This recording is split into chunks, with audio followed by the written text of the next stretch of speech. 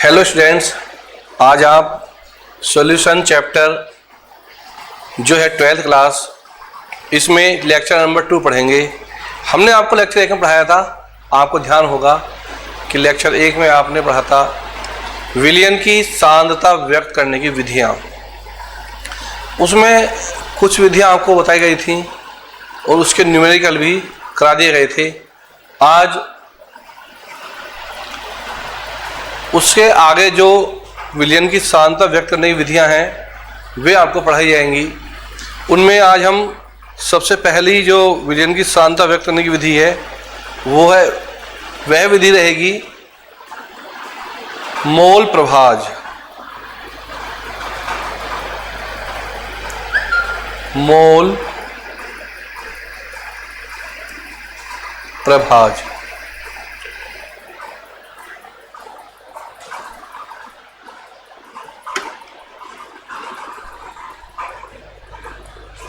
मोल प्रभाज को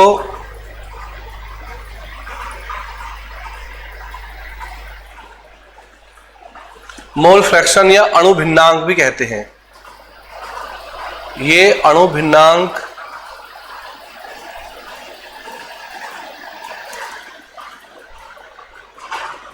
के नाम से भी बोर्ड में आया हुआ है। मोल प्रभाज या अणु भिन्नांक। बच्चों, ये विलियन की सांद्रता व्यक्त करने की एक बहुत मोस्ट इंपॉर्टेंट विधि है और जब आप इसे पढ़ लेंगे तो आपको इससे रिलेटेड जो टॉपिक हैं वह टॉपिक जैसे कि राउल्ट्स लॉ है, वो मोल प्रभाज से रिलेटेड टॉपिक है, वह भी आपको तब समझ में आएगा जब आप मोल प्रभाज पक्का कर लोगे। तो बच्चों, मोल प्रभाज होता क्या है, किसे बोलते हैं? Mole fraction. मोल फ्रैक्शन या मोल प्रभाज कह दीजिए या अणु भिन्नांक कह दीजिए, होता क्या है? कोई होता है विलियन। आप जानते हैं विलियन किससे बना होता है? विलेय और विलायक। तो कंपोनेंट होते हैं विलियन के अंदर, सॉल्यूशन के अंदर। एक विलेय होता है और दूसरा होता है विलायक। विलेय और विलायक से बनता है विलियन। तो विलेय और विलायक, इनके मोल जो होते हैं, अगर उनमें मोल प्रभाज निकालना हो, मोल फ्रैक्शन निकालना हो, तो किसी एक कंपोनेंट अवयव के मोल को डिवाइड कर दो टोटल मोल से, विलेय और विलायक दोनों के मोल से डिवाइड कर दो, तो उस अवयव का मोल प्रभाज निकल आएगा। आप ध्यान से बात को सुनेंगे और आपको बहुत अच्छी तरह से समझ में आएगा कि मोल फ्रैक्शन होता क्या है। और जब आप ये सीख जाएंगे तो मेरा गारंटी है कि आप राउल्ट्स लॉ बहुत आसानी से सीख लेंगे, क्योंकि राउल्ट्स लॉ जो है विलियन से ही संबंधित है, विलियन से और मोल प्रभाज से संबंधित है। तो राउल्ट्स लॉ से पहले आपको मोल प्रभाज को सीखना होगा। तो बच्चों, मोल प्रभाज में सबसे पहले मैं इसकी डेफिनेशन लिख देता हूं। डेफिनेशन होता क्या है? विलियन में उपस्थित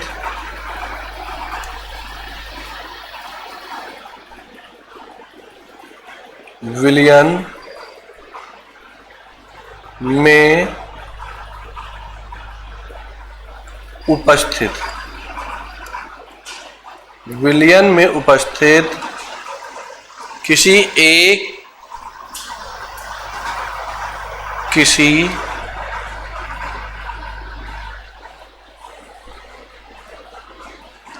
एक घटक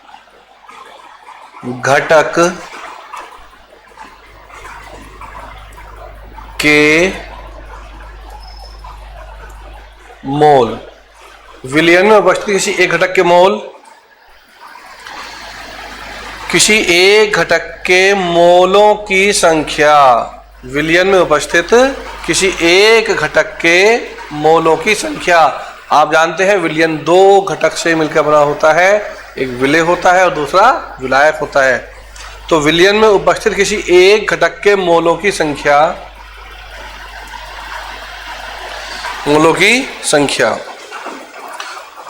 और विलियन में उपस्थित कुल मोलों की संख्या, और विलियन में उपस्थित कुल मोलों की संख्या तथा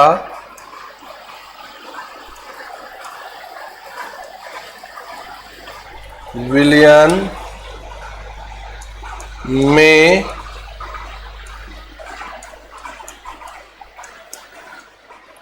उपस्थित कुल मोलों की संख्या, विलियन में उपस्थित कुल मोलों की संख्या, कुल मोलों की संख्या के अनुपात को, के अनुपात को उस घटक का मोल प्रभाज कहते हैं। विलियन में उपस्थित किसी एक घटक के मोलों की संख्या और कुल मोलों की संख्या के अनुपात को उस घटक का मोल प्रभाज कहते हैं। याद रखना बच्चों, मोल प्रभाज को हम एक्स या काई कह सकते हैं, इसे काई से प्रदर्शित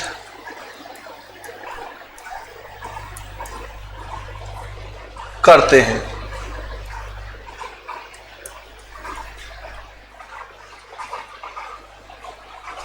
यदि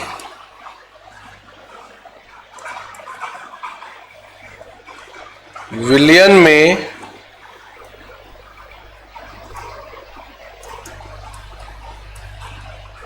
विलेय के, यदि विलियन में विलेय के मोलों की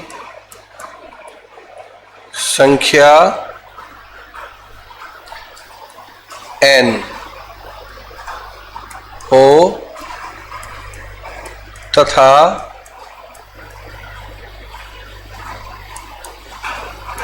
विलायक के मोलों की संख्या, तो विलायक के मोल हम मान लेते हैं कैपिटल एन, ठीक है। विलायक के मोल क्या मान लेते हैं? Capital N. संख्या कैपिटल एन हो तब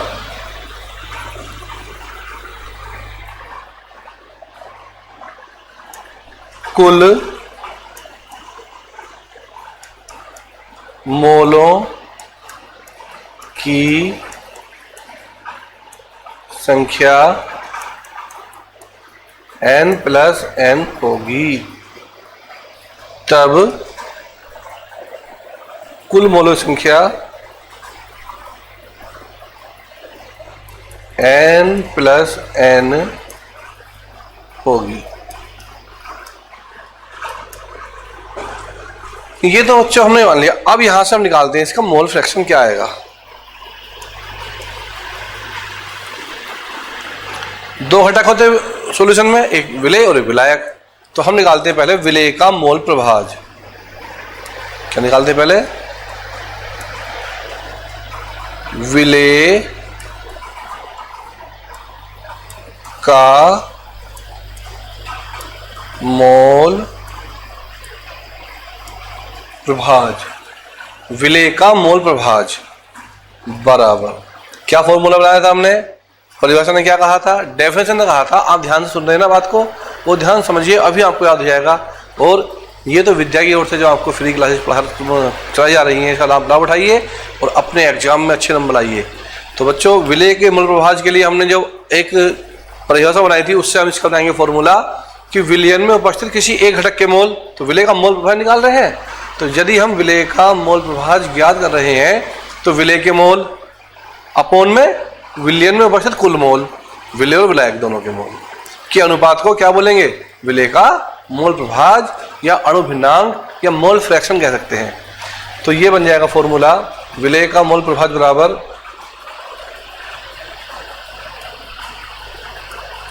विलेय का विलेय के मोल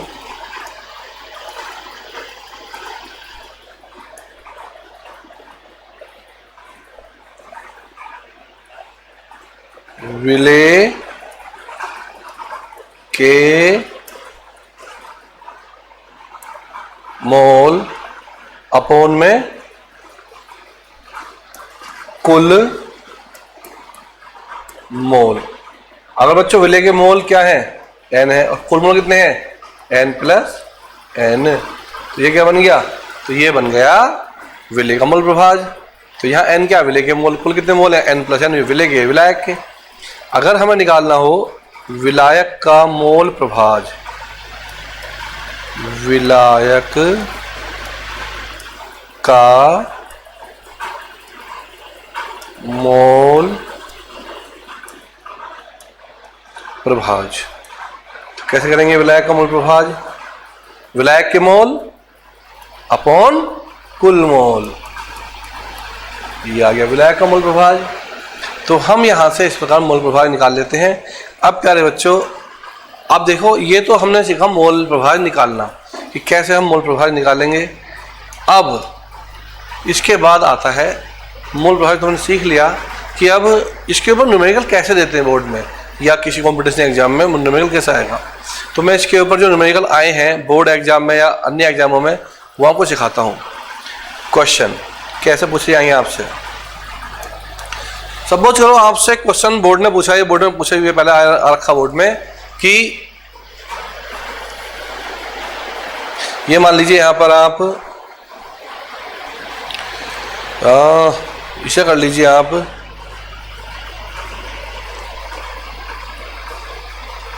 15 ग्राम, 15 ग्राम सॉरी आप कर लेंगे यहाँ पर 46 ग्राम एथेनॉल को 90 ग्राम जल में घोला गया, जल में घोला गया। कितने को, 46 ग्राम एथेनॉल को 90 ग्राम जल में घोला गया।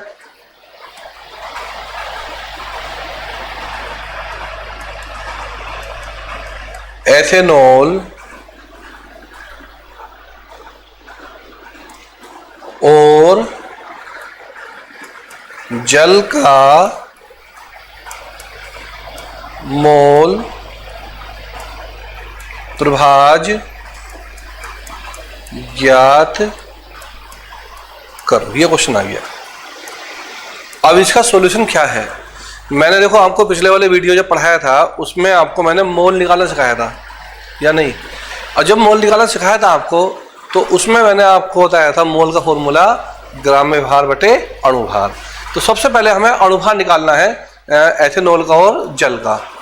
तो हम निकालते हैं, सबसे विलेय कौन है इसमें, एथेनॉल, विलायक कौन है, जल। तो एथेनॉल का अणुभार कितना होता है, कार्बन का 12, अब 2 कार्बन है, कितने हो गया 24। कितना होता है हाइड्रोजन का 1 होता है हाइड्रोजन का, और 5 और 1 6 हाइड्रोजन है, कितना हो गया 6। ऑक्सीजन का 16, सब जानते हैं। टोटल कितना हुआ, ये टोटल हुआ 46। अब हम इसके मोल निकाल लेते हैं।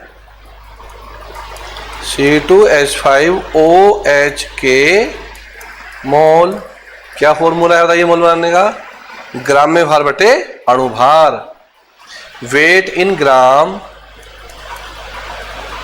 ग्राम में भार बटे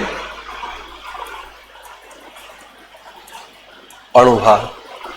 तो वेट इन ग्राम कितना है, ग्राम में कितना भार है, ग्राम में भार दिया गया आपको एथेनॉल का 46, और वेट कितना है, मोलर मास 46, अणुभार कितना हो गया, 1 मोल आ गया इसका। ओके, कितना आ गया, 1 मोल। अब बच्चों 1 मोल के बाद अब निकालते हैं इसके मोल, तो आ गए इथेनॉल के, 1 मोल आया इथेनॉल का। अब निकालते हैं जल का मोल प्रभाज, किसका, H2O का। पहले अणुभार निकालेंगे ना, H2O का अणु भार, H2O का अणुभार कितना होगा बोलो, H का 2 हो गया, क्योंकि H का 1 होता है ना, और 2 हाइड्रोजन है, कितना हो गया 1 × 2 2 हो गया। ऑक्सीजन का होता है 16, कितना हो गया 18। अब H2O के मोल निकालते हैं, H2O के मोल, क्या फॉर्मूला है बोलो, ग्राम में भार अपॉन में क्या आएगा, अणुभार, ग्राम में भार बटे अणुभार। अब ग्राम में कितना भार है, देखो जरा क्वेश्चन में कितना रखा है ग्राम में भार, 90 ग्राम, बहुत बढ़िया। और कितना अणुभार है इसका, 18, बहुत बढ़िया। तो कितने मोल आए, 5 मोल। अब बताएंगे आप 5 मोल तो ये हो गए, कुल कितने मोल हुए, तो कुल मोल आप जोड़ देंगे यहां पर, कुल मोल 1 + 5 = 6, ये तो आ गए कुल मोल। अब बच्चों इसके बाद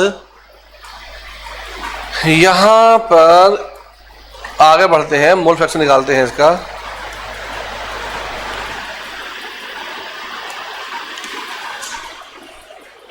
कैसे निकालें मोल फ्रैक्शन, देखिएगा हमें निकालना है पहले किसका, जल का निकाल लेते हैं पहले। चलो, जल का मोल प्रभाज, मोल प्रभाज, तो जल का मोल प्रभाज आप देखिए कितनी जल्दी आप निकालते हैं, जल के मोल बटे कुल मोल, जिसका मोल प्रभाज निकालना हो उसके मोल ऊपर, कुल मोल नीचे। तो जल के कितने मोल थे, 5, कुल कितने मोल हैं, कुल मोल है 6, तो ये आ गया 5/6, इसका 5/6 हो गया।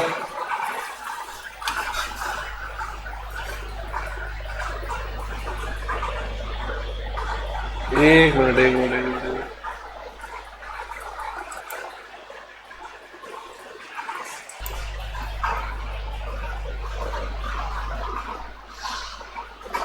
हाँ, तो बच्चों मैंने आपको दिया था अभी कि आप कैसे निकालेंगे मोल प्रभाज, तो आप लोगों ने जल का सीख लिया, और जल के साथ अब आप सीखेंगे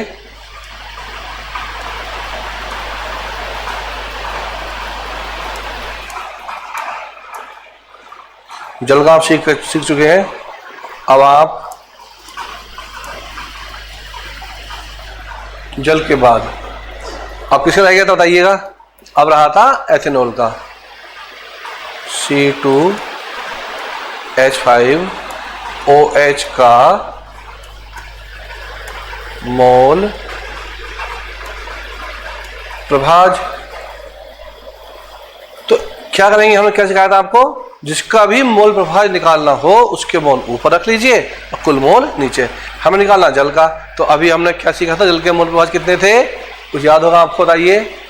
बहुत बढ़िया, कितने थे, जल का मोल प्रभाज तो निकाल लिया था हमने। एथेनॉल के कितने मोल थे, एथेनॉल एथिल अल्कोहल कितने मोल थे, 1 मोल, और कुल कितने मोल थे, 5 मोल, कितना आ गया 1/5। अब हमें विलेय और विलायक दोनों का मोल प्रभाज हमेशा एक आता है, एक से कम नहीं आने का, एक से ज़्यादा नहीं आएगा। तो अब यदि हम देखते हैं जोड़कर, तो विलेय और विलायक के मोल प्रभाज एक आना चाहिए, तो हम दोनों का देखेंगे, तो 1/6 प्लस कितना था उसका, हाँ 5/6, बहुत बढ़िया, गुड, ये था 5/6 प्लस 1/6 टोटल 6/6 टोटल 1। तो विलेय और विलायक के मोल प्रभाज का सम हमेशा कितना आता है? 1 आता है, 1 से अधिक नहीं आएगा। अगर आपका 1 से कम या 1 से अधिक आ रहा है तो आपने कहीं गलती करी है। तो इसलिए आप चेक कर लिया करें, जब आप दोनों के मोल फ्रैक्शन निकाल लेंगे उसके बाद दोनों का सम चेक कर लीजिए जोड़कर। अगर सम आपका सही है तो इसका मतलब आपने कोई गलती नहीं की है। अब एक क्वेश्चन मैं दे रहा हूं आपके लिए और मुझे उम्मीद है कि आप करेंगे इसे, ठीक है। यहां पर हम लेते हैं अब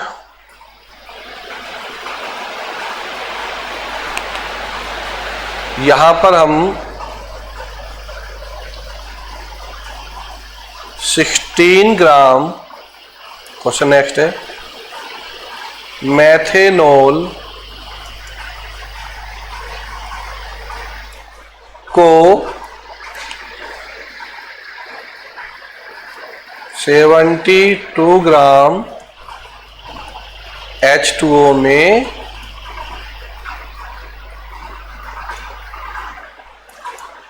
घोला गया। तो यहां पर अब कह रहा हो कि 16 ग्राम मेथेनॉल को 72 ग्राम H2O में घोल दिया, तो दोनों का मोल प्रभाज क्या होगा? तो हमको सिखाया था ना, पहले क्या करेंगे? पहले निकालेंगे अणुभार। तो यहां पर अणुभार निकालेंगे पहले।